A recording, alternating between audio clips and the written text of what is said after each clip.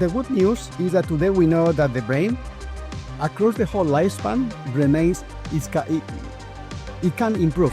If we spend the next 1 year just watching television, doing something very passive, I can guarantee you that many brain functions are going to decline. What about if what we learn to do is not necessarily the right thing? Can you learn just to undo that so you basically do the right thing? Human intelligence combined with artificial intelligence is going to be more effective at anything than either one or the other. What kind of return on investment do you think that the companies can be doing or running for those kind of brain workouts? The scientists in the study that they were economists and also educators and neuroscientists, they wanted to prove that this kind of intervention offers the highest return on investment we can imagine.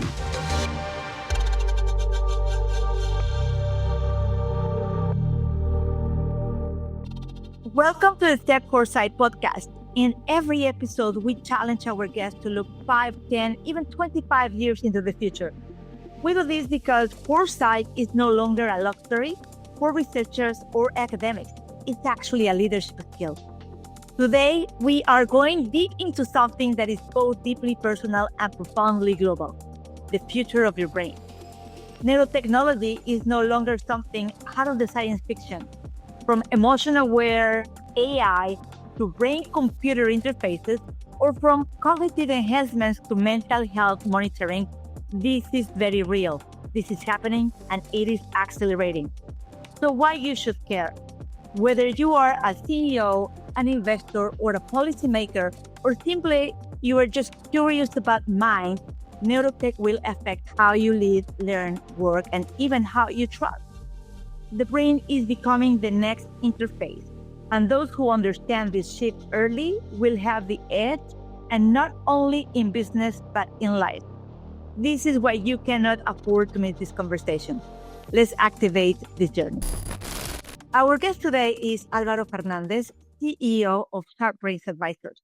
He is a global thought leader in the applied neuroscience and is also a co-author of the SharpBrains Guide to the Brain Fitness. Today, he'll walk us through the key trends shaping pervasive neurotechnology and share how organizations, teams, and individuals can stay ahead by investing in what matters the most: our brains. Yeah. But he is here with us to help us decode this moment and guide us through what may be the most transformation of all, which is the future of the mind. So welcome, Álvaro, to the Tech Foresight podcast, and thank you for being with us. Thank you, Diana. Pleasure to talk to you. Álvaro, let's start with that macro level. Your team has analyzed over 10,000 patents filings, and that market signals that are happening in the neurotech space. That's incredible, I think. Can you unpack what you guys are seeing? What is this new brain economy and why it is emerging right now? Yeah. So I would say it's interesting you start with the patents. So there's a revolution in two areas of reality, maybe more, but we track two. One, the science itself about how the brain works, how it retains its ability to improve across the whole lifespan, which before we thought it was impossible, and what things we can do to improve performance and to delay problems. So the starting point is the science, but once people realize, oh, there's all this science, many entrepreneurs, often working with scientists, they figure out, well, how can we translate the science into the real world? And then technology typically is a great bridge between science, academia, and the real world. And years ago, we started tracking investments and new companies in the space. But we had a very clever lawyer in the team who said, hey, why don't we identify patents? Because when you analyze and identify patents, you can see the underlying patterns that typically happen a few years before there is products, before there is solutions. So he proposed a great methodology. We had a lot of keywords. I mean, this was maybe 8 years ago. By now, probably we can ask and work with some ChatGPT bot to do analysis and to refine it. But we work with him to identify a lot of patents in non-invasive neurotechnologies. But one super interesting thing that we detected is something I had never thought of before, which is how many car manufacturers and car companies for already the last 10 years have been developing technology-based systems. And then we found that through the patents that today are becoming commonplace, like how to detect if the driver is driving distracted or about to fall asleep.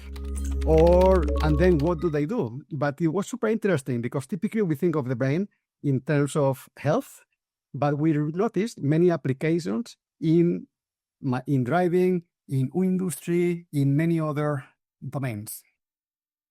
Well, I believe this is super powerful, and I love when you say that the brain health is the new wealth, right? And in many ways, that feels like also a mindset shift on how society thinks about the performance and that value creation. So you mentioned already the car industry. What other industries are already also being transformed by this? And what do you think, or what is your expectation that it will change dramatically, let's say, in the 5 to 10 years? So one obvious is healthcare. So in healthcare, in some specific diseases and problems, there's already a new understanding of how to fix that. And from thinking the solution is pharma only to maybe the first intervention is non-invasive. And for many people, that is enough. Maybe let's assume for 50% of the people, if you have, for example, you have trouble sleeping, before getting a sleeping pill that has side effects and costs, maybe the insurance company can suggest you do an online therapy that helps you reframe your thoughts and regulate your thoughts and then sleep better. So in depression or anxiety, also interventions like mindfulness, meditation, and there are applications that can help people learn how to meditate, how to regulate their breathing, can be the first line intervention. And for many of them, that's enough to regulate depression and anxiety and prevent it from growing a lot. And then for some, it's not enough. They have to go to a psychologist or they have to get an antidepressant. So one area of change, back to your question, is insurance and healthcare, how to offer a two-layer intervention. The first layer is non-invasive and scalable, is for everyone because it's very safe. And second is the traditional pharmacological intervention. So that's one area. Another area is education. There's a very significant change from we just need people to memorize things and we need to transfer. The typical way we used to go to school was memorize a book, kind of like learn it like that, right? Yeah, and the paradigm there was content transfer. So the teacher knows this. It's like a brick of knowledge. I want to make sure every kid lives with that brick of knowledge. What we are seeing is a transition from content to capabilities. What are the capabilities that the kid needs first to thrive in the school itself? Because school for 12, 15, 20 years is the most important environment. So what capabilities can we help the kids acquire as quickly as possible to thrive in that challenging environment? And then, so what you're saying is that the teachers are, or the school education systems are now trying to help kids rather than just transfer the knowledge, is the skill on how to learn it or how to analyze it, right? But yes, and it goes even beyond that, goes deeper than that. Okay. For example, there's already a lot of schools and districts, but frankly, many of these things also come through parents, is how to regulate stress. Kid is very stressed for whatever reason, that kid cannot learn properly. So if we invest upfront in how to help kids regulate stress, they're going to be much more effective learners of anything. So we can start the earlier, the better in interventions that can be mindfulness, meditation, breathing techniques that help the kids face learning in a very positive and focused attitude. Another kind of interventions, so stress is a big topic. Another one, and I'll send you a fascinating study, is working memory. So I saw that. It is very interesting study. It was in the Journal of Political Economy, and just to probably do a favor to our audience, the study kind of like said that the kids, they were kids that did work memory exercise, right, in class, and in 3 years later they show like incredible gains on the IQ, math, and self control. How do you think, Alvaro, that we could take that memory bootcamp idea and I'm gonna maybe a bonus question in here since you're talking about it.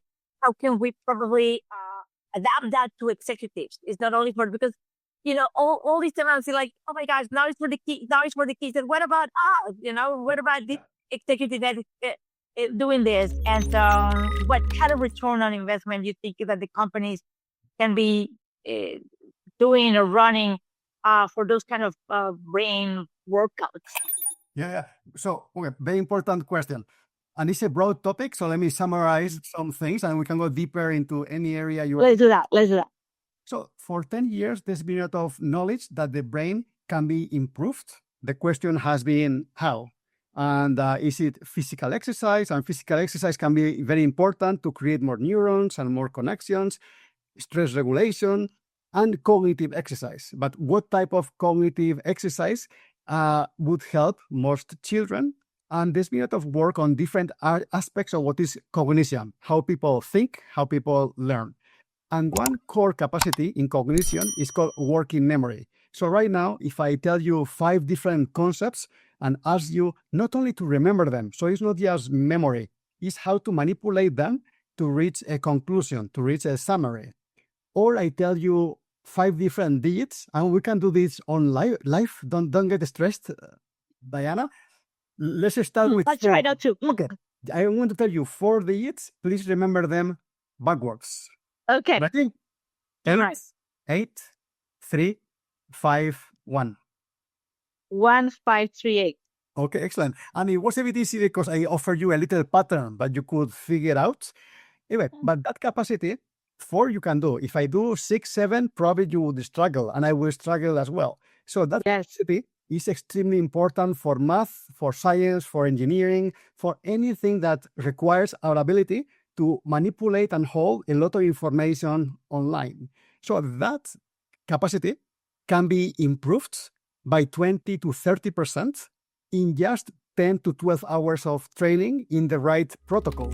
So the study mentioned was done in Germany with 600 kids, and it's truly worthy to discuss because it's the first time I've seen this effect in the 15 years I've been working in this area. So some researchers who were not involved in the developing of the protocol, so they were independent, and they said, let's have 300 kids, just do the regular math and German classes, and just for a month and a half, they would be exposed to a tablet-based app that improved their working memory. So this is just so totally rather than teaching them the regular math, is use the app, and then you will improve the memory. All right. And then they track. What is very interesting, they want to track not only what happens after the training of a month and a half, but after 6 months, 1 year, and 3 years, which is quite incredible. The key hypothesis for the study was whether that benefit would just fade after a while, or it would even actually increase. So again, this was year 1, just 12 hours of training. So what they found in year 3 is that the effect has been cumulative. So the kids who have been exposed to working memory training were much better mentally equipped to deal with math, with science, with reading, with the school, with everything. So they were thriving in the school, doing better and better. The school obviously is offering them more challenges, so they're getting better, up. The control group, is doing like always. Some people do well, some people struggle, so they were falling behind. But after 3 years, again, that was the interesting thing. In Germany, there's a very rigorous system to allocate kids to one of 3 academic tracks. Either the top one that then goes to university, basically, a middle one, and then a bottom one that basically is very close to impossible to access university. They go to the trades, basically. Okay. So then, typically in that region of Germany, around 30% of kids get in the top level. In the intervention group, 46% of kids were able to be allocated to the top academic level, which then you can imagine what is the lifelong impact of that decision. So wait a second. Let's go again. So 47% of the kids that actually did the app went into the high level. 46%. 46%. Okay. Yeah. Went to the high level top, went to university. And the other kids? 30%. Only 30%. So 10% improvement. 16% improvement. Well, 16, yeah. And again, as you can tell, I didn't do the app. I needed to do the app, and I can remember better. Again, as you pointed earlier, this is something interesting at any point in our lives. It's not only for children, but this study, they wanted to test this with children because they have a whole life ahead to accumulate the benefits. So they only did it after 3 years trial, but it will be fascinating after 10 years, after 20 years, after 30 years. But just to one thing that is fascinating of this study was published in one of the top journals of economics. Not of neuroscience, exactly. Of economics, because the scientists in the study, that they were economists and also educators and neuroscientists, they wanted to prove that this kind of intervention offers the highest return on investment we can imagine. If you think 25 years from now, what role do you see brain-centered tools like these ones or practices play in the society? And what you're already answering me is that we need to invest in this way. So in 25 years, we can see the benefits of it. Yep. So the challenge, 25 years from now is very far. But 5 to 10 years. I thought about that, but I'm thinking that I'm like 12 years in the run and it feels like yesterday. So it's not that far away. No, but 25 years, frankly, we don't even know if the schools will even exist. Maybe there will be a different institution. Maybe we'll go back to the Greek times when there is a master like Socrates or Plato with some disciples and then maximizing their brain potential for life. Who knows how things are going to evolve in 25 years. In 5-10, we will still have schools, and some schools will realize, we have to integrate these technologies into our curriculum and into our day, because again, it's not, even if we get a few less hours of math, of German, this is going to result in huge improvement in math, in German, and in everything. Now, until that happens, what is going to happen, I believe, is that schools take a long time to change. It will most likely be parents who realize, this is incredible. How do I offer this to my kids? How I give them an advantage. The same way we are sending them to math, extracurriculars, or, obviously neither you or I are native English speakers. No, neither of us are native English speakers, in case someone has not noticed. So probably both of us had many, many hours of English when we were young. So the same way parents will say, how do I get this up and help my kids train working memory so that he or she is much better prepared to thrive in school? What we have seen is when I am giving talks and many people download the app and you have the name, I can mention it afterwards. First of all, it's typically the mother who starts to play with it and says, this is very fascinating. I want to use it for myself. And then they tell their kids, you have to really use this. And maybe now in the cyber. Because this is where I was asking you. I'm jealous about the kids. It's like fantastic that we are improving the kids' lives and cognitive systems for them in order to be brighter, smarter, especially in this world of AI. But what I would like probably to know is what do you think are those most transformative ideas or tools that we leaders also can adopt today? And because it's great that for kids, but what about like for today, for the teams, for the companies, for you as a leader, what it is today?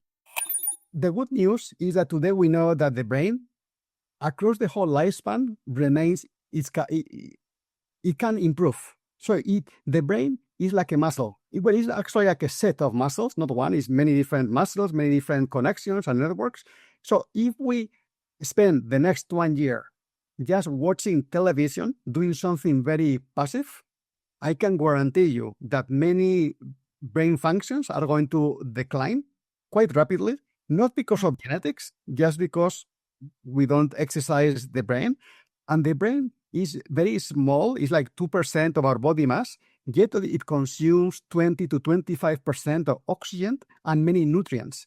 So the brain is very expensive organ in energy terms. So if we don't use many neurons, if we don't use many connections, they tend to die because we don't use it. It's the famous use it or lose it. So conversely, if we use our brains every day to solve very difficult problems, to learn new skills, to learn how to leverage AI tools to be even more productive, how to regulate ourselves through meditation, through breathing, to regulate stress. Because as I mentioned earlier, stress can be a very significant enemy for learning and for performance. So we in our 40s, 50s also need to invest to maximize our brain performance so we can better thrive in the here and today in a very rapidly changing society. So we need to stay on top of our game. We have to identify new patterns, not just rely on the old patterns. We have to identify new patterns. We have to train ourselves to thrive on new patterns.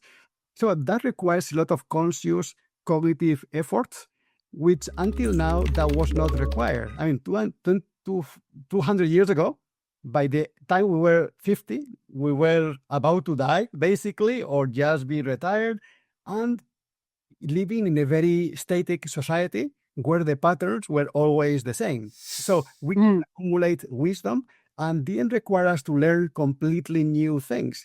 Today, we have to combine the existing wisdom we have in many domains with the awareness of completely reinventing ourselves in new patterns, in new things that really change. And today we know that's first, it's possible. Second, what kind of tools we can use. And third, there's an interesting growing interest among companies, but at all levels. I don't believe these things are just for the leaders, for the elites. Because of course. Because we all have brains, we all have minds. So every worker at all levels will need to use, for anyone, even in the old days, people have physical jobs, but anyone who only relies on physical brute force is going to be replaced by a robot. That's obvious, right? True. But I guess it's also important because many leaders probably, they focus in upskilling or reskilling, especially in this new AI era, to their workers, to their workforce. And as you said, it has to go through across the whole level. It also leaders, they need to start. I would say I really like this conversation that you had with my friends in Madrid in the Stanford Club, and what I read on your presentation, you spoke about this idea of reframe. I really love that because I guess that reframing is such a powerful tool, and especially on this uncertainty era where we are.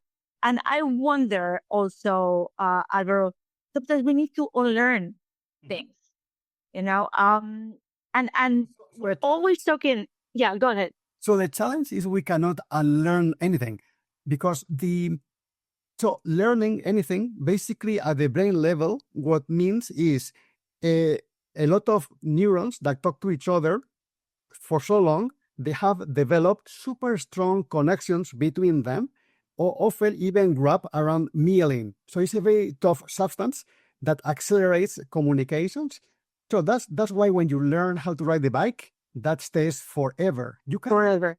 You cannot unlearn. I cannot unlearn how to ride a bike. Exactly. Okay. But this unlearn thing is just rhetorical. It's not reality. So my point is what we can do is to learn something new on top of what we already learned.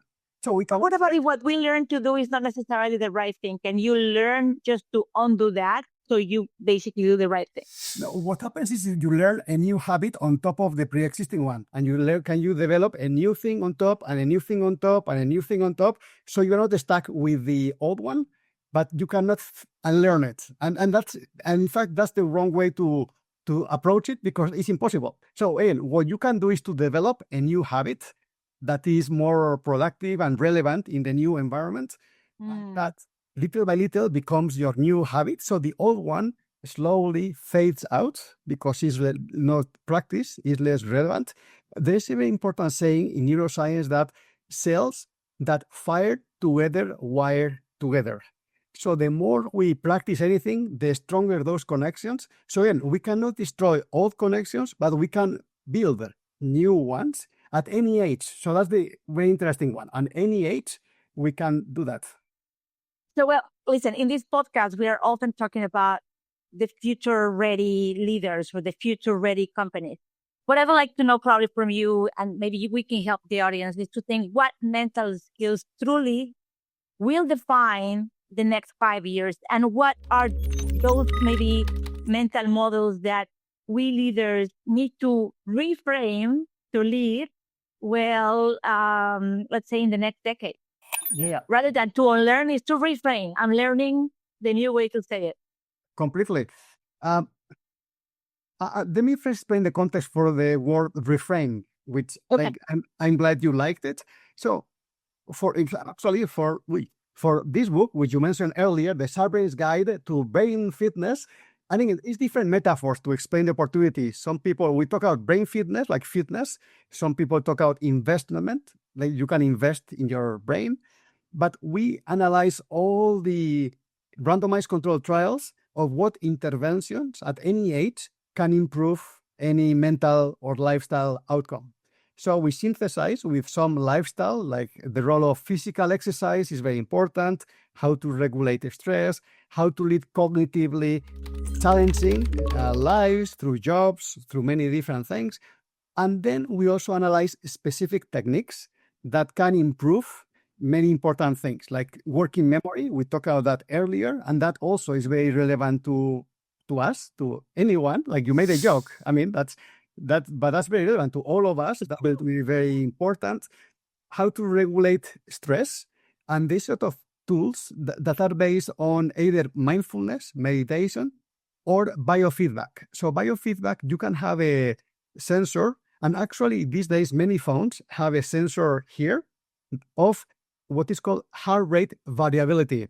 So it's not just heart rate, it's the pattern of change second to second of high rate. So it's heart rate variability, because that's a very objective measure of physiological stress.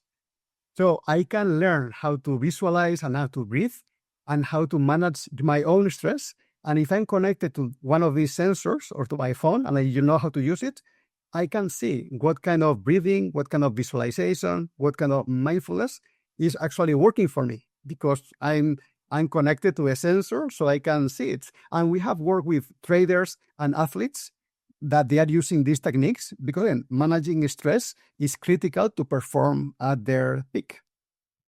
The other, and I'm now coming to Reframe, the other super evidence-based intervention that can help many people in psychology is called cognitive behavioral therapy. So right now, across the developed world, if someone has anxiety or depression or a range of mental health problems, the first thing that they typically are offer is a psychologist or therapist to teach them cognitive behavioral therapy, which basically the main active ingredient is how to reframe. That's why we came with a reframe. It is, instead of thinking, hey, this is horrible and there's nothing I can do about it, and so why should I even care, and I become a victim, is how to reframe that into, well, I cannot change climate change and world poverty and wars myself in a day, but I mean, I can. So it's moving from what I can't do to what I can do. So moving into my control of influence, I can launch an intervention in my company tomorrow to recycle paper. So the principle for cognitive behavioral therapy is not the old psychology of let's talk about your dreams or your childhood, let's leave your traumas. It's the opposite, because the more you stay on the trauma, the more you stay on the problem, the more you are training your brain to be obsessed with the trauma About it. the problems. So we have to retrain the brain to develop a new habit, as I was saying earlier, action, and through practice to move from problem to solution. So to refrain from victimhood to agency. So that comes from there, and that's extremely important at all level. Can be, for example, even at a level of our brain health. Many people assume there's nothing we can do about our brain health. It's all genetics. My parents or my grandparents have dementia. So what can I do? Well, we can reframe that into we don't know, but we know that genetics is only a small part. Lifestyle and work and occupation is a much more important thing. So it's true, we cannot control everything, but we can focus on the things we control. And through doing that, we can remain productive and happy and thriving 10, 20 more years.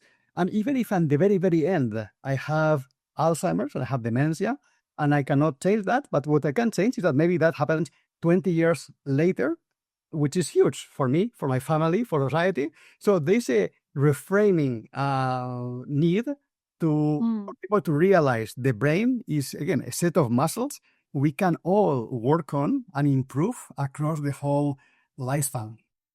I do love this because I guess it's so important.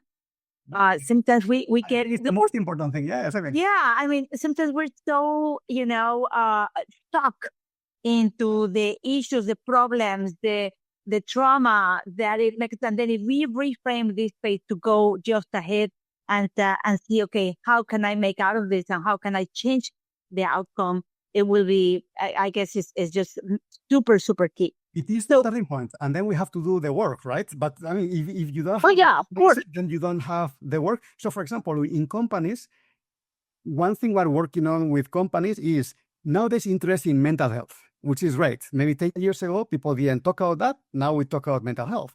But the way it is talked about is typically in a very negative medical way. It's all about depression, suicide, all these crises, all these problems. And then leaders wonder, why is there a stigma? Well, this is stigma because we only approach mental health as a negative thing. What if we reframe it as, again, like physical fitness or mental fitness or brain fitness? Is if we improve productivity, if we improve our happiness, if we improve our working memory, our ability to regulate the stress, our ability to plan ahead, our ability to be patient, to have better concentration, well, we're going to be better leaders, better workers, and delay or prevent problems. But to do that, we have to reframe the mental health efforts and workshops and talk, instead of being focused on all the disease and all the syndromes and all the problems, into the capabilities that every human being needs to be on top of in order to adapt to the environment. So we often imagine that neurotech is, their gadgets. You actually spoke about Neuralink a little bit.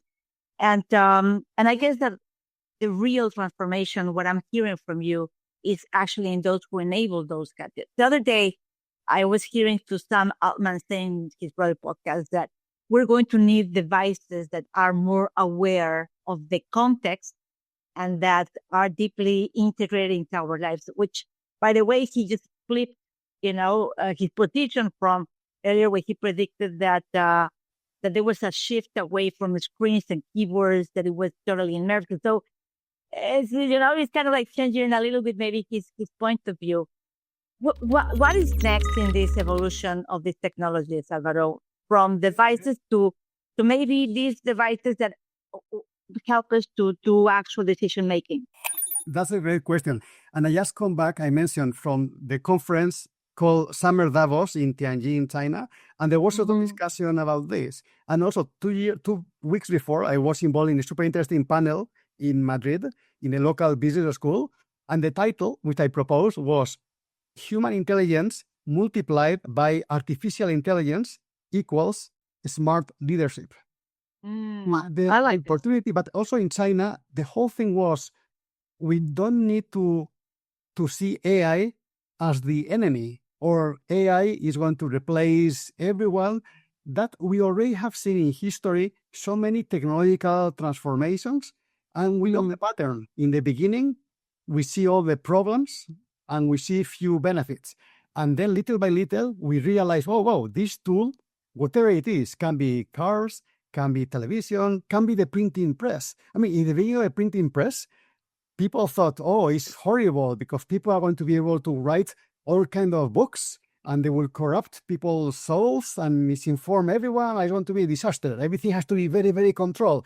And then, there's pros with some books, but in general, that technology allows for a flourishing of human knowledge and enrichment and growth. And that has happened in every single technological transformation. So maybe AI will be faster, probably it's going to be, but it's going to be the same thing. Human intelligence combined with artificial intelligence is going to be more effective at anything than either one or the other. So humans, because we are the human side of things, we have to learn how to use and harness that power of AI better, so we can outsource the things that add little value or that we don't like to the AI, and that will free us more time for more add-on activities that hopefully will free us for more time for the things that we like. That's the opportunity. That's the reframe. The reframe is from seeing AI as an enemy to seeing AI as a tool that we can use for good or not, but it's completely up to us. So a lot of the interest, and I love the word, again, I'm not a biologist, but I love the word symbiosis. And that's how I see it. And in fact, in China, some people were saying that we have to work towards the symbiosis. I'm not sure if it's pronounced symbiosis or symbiosis of AI and artificial intelligence and human intelligence. And again, that's where we are going to go. And of course, that's going to present many challenges to people who don't adapt and to people who don't learn the new opportunities and to people who don't, again, learn how to use the tool in a way that makes them happier and more productive and more adaptive. I see this, Álvaro, but of course, with this power comes responsibility. What ethical red flags are you already seeing in this neurotech industry today? And what questions should we be asking as consumers, as leaders and regulators for things that if we don't, intervene right now, in the next 5 to 10 years, something might happen differently or not the way that we should. So we can avoid it today. One, what I would like policymakers is to focus more, not on the regulating and micromanaging everything, but in building. I think we need to build more systems and build more applications. So do everything they can do to invest in the development of new applications, because the ones that are the best, the ones that are the more ethically responsible, the ones that actually help people, they're the most likely to thrive in the marketplace. And the ones that they are manipulative or they misuse data or they do strange things, typically they tend to lose in the battle because consumers and regulators are smart. So I think, again, I'm being in the US for 24 years. 2 years ago, we moved back to Spain. Now we're based in Madrid. And actually, I just came back from China. So I think Europe now is in a very tough, and I don't know if your audience is European or American or... All over. So I think Europe has the risk of falling behind because so many rules and so much bureaucracy and the emphasis of the government, regulate, it has the risk of falling behind the US and Asia. So I think if I was a European policymaker, I would like them to invest more in building good things, building them in a good ethical manner, but building them. And that's the people and the countries that are going to own the future, not just preventing the development. Well, people are saying that Europe is already a little bit maybe lost into the game. Do you think is the case? I think it's tough. I think it's a different conversation, but yes, I think Europe has beautiful things, and that's why we came back, because it's great lifestyle and great schools and great universities. But yes, the innovation engine doesn't work remotely as well as in the US or in Asia, where everything is innovation, everything is building the future. Here we are more in love with the past and stuck in the present. And so that's what I would like to change. And it's not only about AI, it's about everything. We cannot try to over-regulate everything because it's impossible for anyone to over-regulate everything. I believe more in the open market for ideas and technologies and for smart, educated users. So all of us are the demand. Well, we can both be the supply if we are involved in AI development, but we are all the demand. So let's favor the companies and the tools that provide the most value, that are more ethical, that they are more transparent about what they do and what they don't do, the ones that reflect our values. So we as users, as demand, have a huge role in shaping the supply and shaping the marketplace. And I prefer than the regulators who often don't understand much what's going on, and they try to over-regulate in very superficial manners, and then they prevent innovation, and then they make the whole region or country stay behind many other thriving economies. Yeah, I agree with you. I definitely regulatory bodies, they need to be as innovative as companies in order to protect our rights, but at the same time not to stop innovation to happen. But for instance, I'd rather to eat a burger in Europe than a burger in the US. And that has to do a lot with the regulations on how the food is produced in the US versus how the food is produced in Europe. So I always say this example. I believe that there will be probably a future where we say, I'd rather to consume the AI of Europe than the AI of the US, regardless where that AI was conceived, right? But in Europe, most likely, if I use AI, I might feel a little bit safer just because I know that the institutions are working harder to protect my rights. That's a different thing. But I want us to go forward. But if you want, we can place a bet. I think hamburgers, I see your point. In AI, I doubt it. So 5 years from now, I think... It's true. 5 years from now, we're going to talk a lot about like what is going to happen 5 years from now. But let's think a little bit into what is going on right now in the present. We have arriving to this section of the program, which I really like. That is our signature foresight exercise of 4 trends and 4 dreams. What we will do here is that we will visit 4 domains where neurotechnology is making waves today. And then we're going to leap to 2050 and imagine what each of those domains can become. Are you ready to play with us, Álvaro? Okay. Perfect. Well, let's begin. Let's begin in the now. So for each of these 4 domains, give us maybe a concrete trend in what you're tracking right this minute, and especially with that exercise that you and your team did. Trends, let's say, in the health and medicine, what do you see happening? One big trend and opportunity, I think, is we will be able to have individual baselines for everything. So when there is a problem, we can compare the person with his or her baseline 5 months ago, 6 months ago, and that's a revolution from what we do today.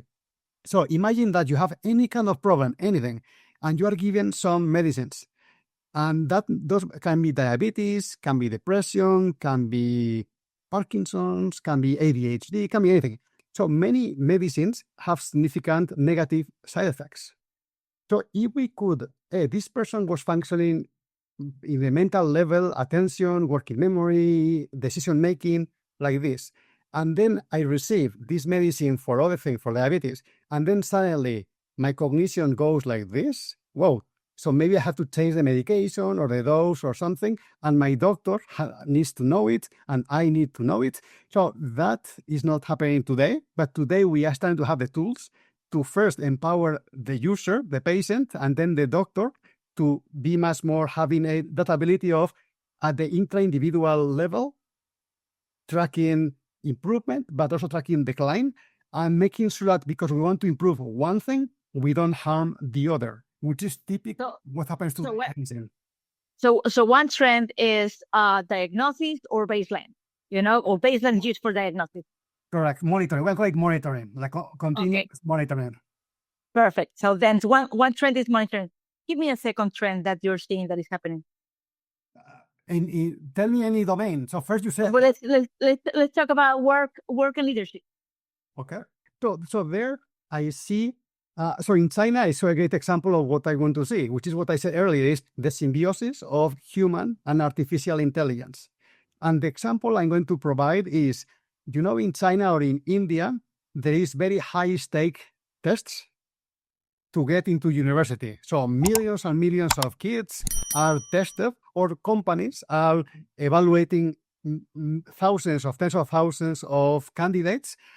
And there's something called human cognitive fatigue, meaning even if for things that we know how to do very well, the longer we have been doing that, we get tired of doing the same thing and our performance gets down a lot.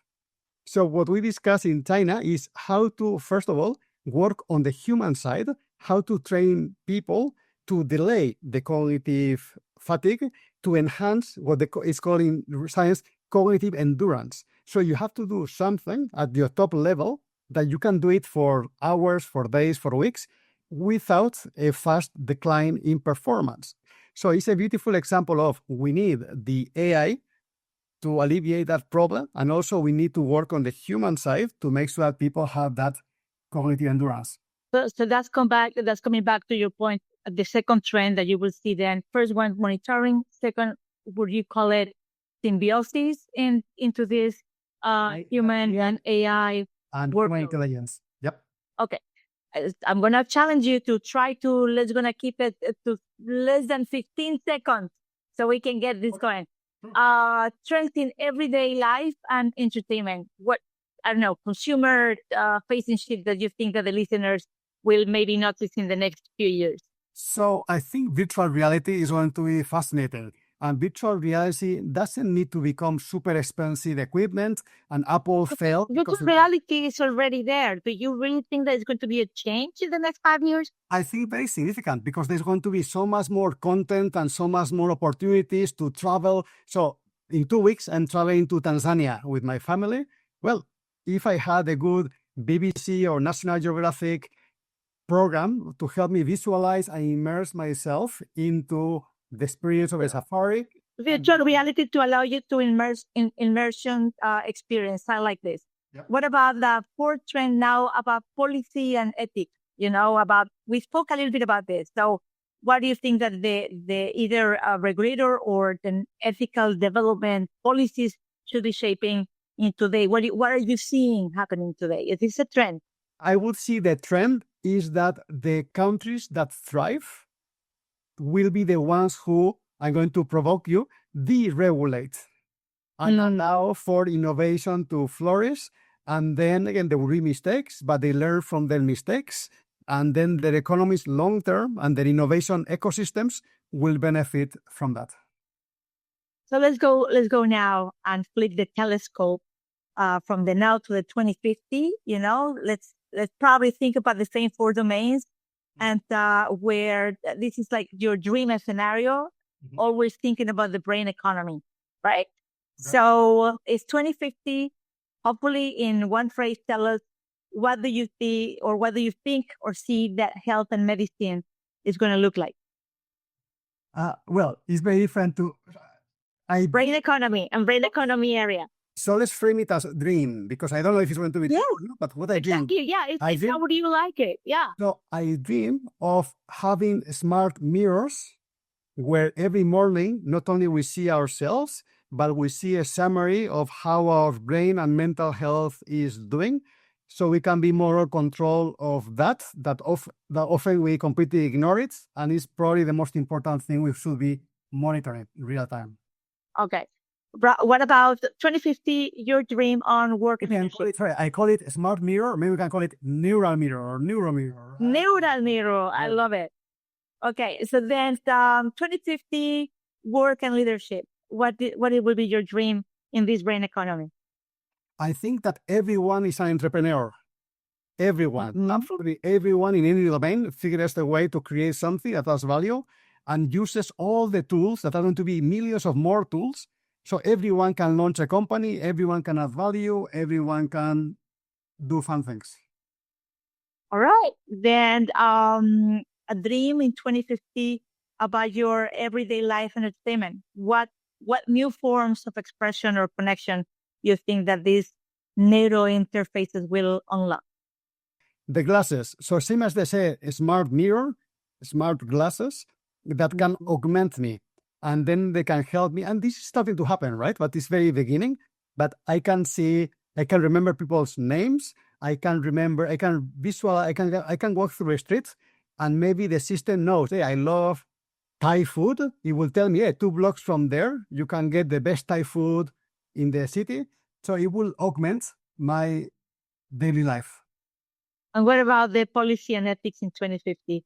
What will be your dream? We're in Europe. My dream would be that policymakers, before they become policymakers, they work many, many years in the private world and in the scientific world. So by the time they are policymakers, they really know a lot of the realities of private sector and science, so they can truly add value and make collective progress versus the opposite. I love this. I really, those is fantastic. Those are trends and give us the signals that, and those dreams that hopefully will stretch our horizon. Álvaro, I would like to probably just go a very quick fire questions about like a best book that maybe you want to recommend anybody about, brain related. Oh, well, if it is brain related, I do have a bias, right? Because I wrote a book. What is that? Because I noticed, I used to teach a class in UC Berkeley for people over 50 in the Lifelong Learning Institute. And after the course, people told me, hey, what book can I read to learn a bit about everything? I don't need to want to be a scientist, just know a lot about one domain.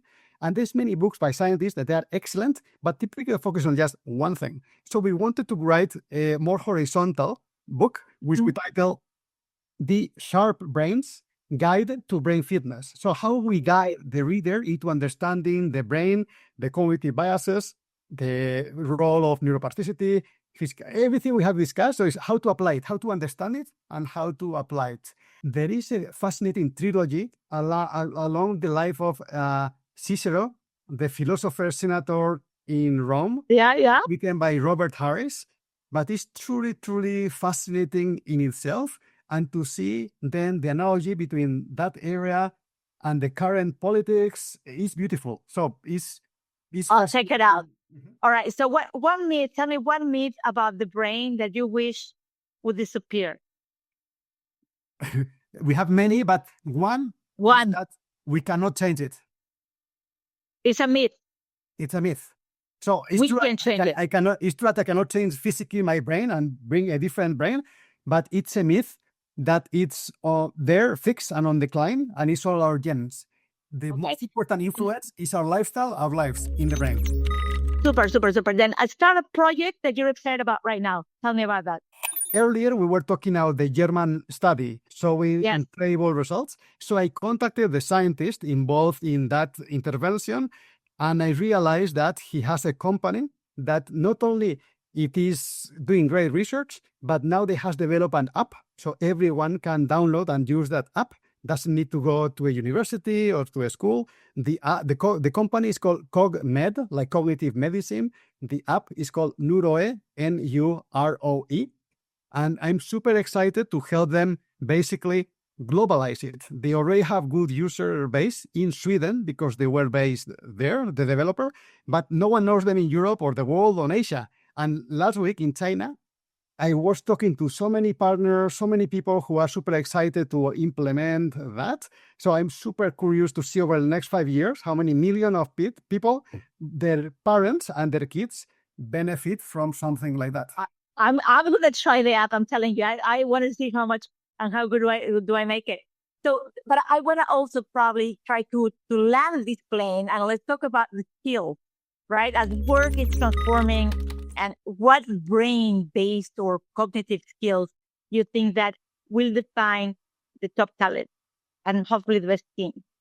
Yeah, so that's a very it sounds easy, but it's a very complicated question because there's not one framework of brain functions, but I would say, just to summarize, I would say it's called attention allocation. It's how to allocate attention, how not to be distracted by someone else who wants to co-opt your attention for someone else's agenda. So I want to allocate attention to what really matters to me, and that can be trained, and that's extremely important. So again, you are not manipulated, or distracted.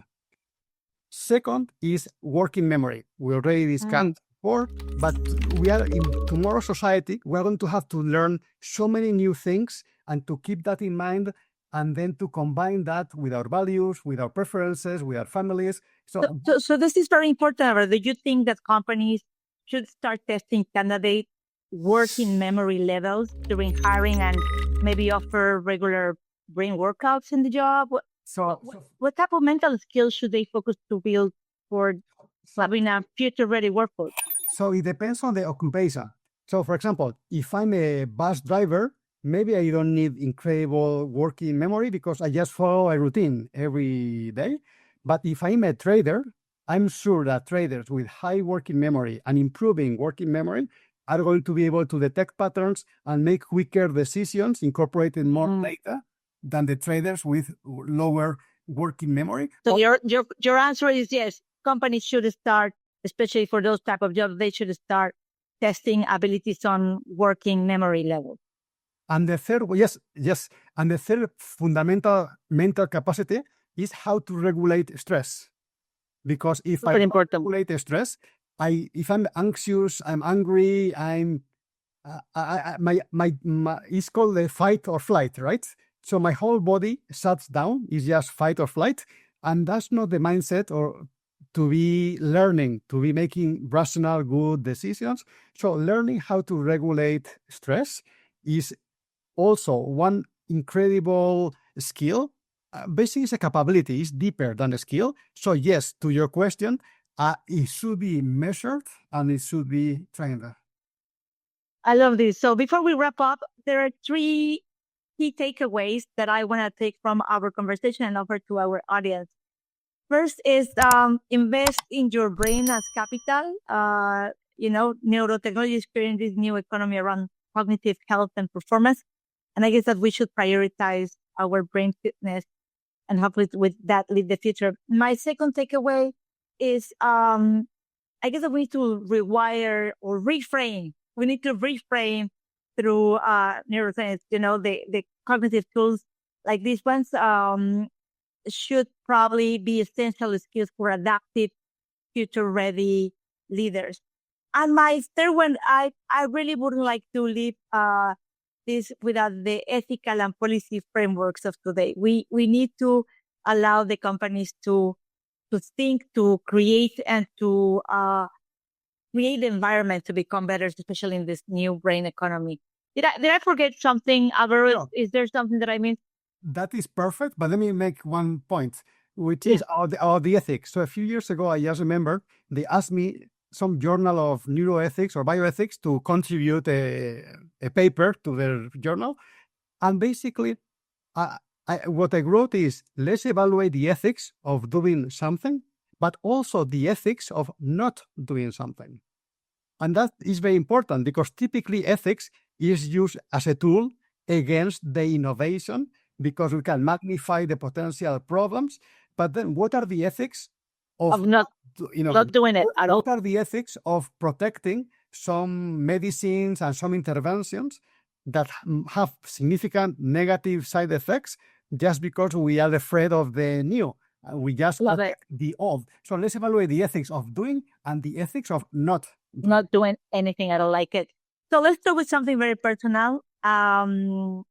What advice, if you could go back in time, Álvaro, what would you tell to the Álvaro of 18 years old? What advice would you give to yourself when you were 18? Oh, that's a good question. I would say do more things. Just experiment more. More? Yeah. There's always more. There's a lot of learning through experience. So you have to experience more and then learn what you like, what you don't like, what you are good at, what you're not good at. Just be more open to experience. And I would say that's what I offer myself if I was talking to myself 20, 30, 40 years ago. What was the best advice you ever received? Well, I know in the US, many people say I received this. Frankly, I cannot say, well, let's see. Because frankly, most of the advice I received, I didn't follow. I'm from the Basque Country in the north of Okay, Spain. so what advice that you received you wish you follow then? Is there anything in there? Yeah. So maybe be more patient. So maybe in my previous life and work, I've been too impatient. If something was not to my liking, I resigned for this job or for that job. Maybe I could have been more patient to be able to thrive and create change in that environment without just resigning and doing something different. So maybe being a bit more patient at times would have been useful. Okay, just to finish today, is there any message that you want to leave for the leaders and innovators that are stepping into the brain economy? Oof, that's a tough. Do you have 1 hour? No. But no, it's just one project. But you want to, if somebody's going to No. talk about it, I'm you just know, no, okay. because there are so many things. But I think it's such a new area, even if there's a lot of science and there's a lot of technology that we have been discussing, there's not so many real world action. So I will say experiment is learn the science, learn the technology, but apply it in the real world and measure it in the real world, see if it works in the real world, iterate and refine it in the real world, because that's the real world we live in. So it's experience, measure, try things, learn from it, because that's going to be the wisest investment. Álvaro, thank you. Thank you very much for this insightful and inspiring conversation. You've helped us to see what the future is not only about tech, it's also about how we grow, how we protect, and how we elevate this very human mind. Thank you very much. Well, the best tech we have is the brain. So let's start there. Let's start using it. Exactly. For our listeners, thank you very much. The next competitive edge is not AI, is how we manage our brain. You hear here directly with our guest today. Follow the Tech Foresight podcast wherever you listen to the podcast. Share this episode with someone that you believe that is living through this complexity, and join us in the next time as we explore what is next. Until then, please stay ahead, stay focused. See you soon.